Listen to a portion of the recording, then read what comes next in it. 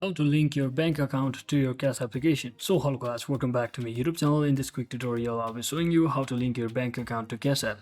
So first thing first, just head over to your Cash application and just tap on this profile icon from the top right corner. So once you tap on that, you shall see the options such as linked banks. So simply select it as I'm showing you from an example. And under here, you shall see all of your options such as a link bank, link credit card or debit card.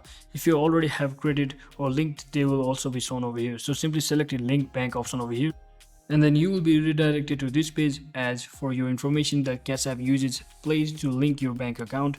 By linking your bank, Plaid will have access to your login details and data collected from your accounts, and will also share your data with Cash App for reasons such as this. So just tap on this continue after reading them. And now all you have to do is you can even search in for your particular bank or where you have registered your account. So simply choose any of the bank where you have registered your account and simply follow the on-screen instruction by simply tapping on next and entering or choosing the account you would like to use or link to your Chase app. And again click on connect my account.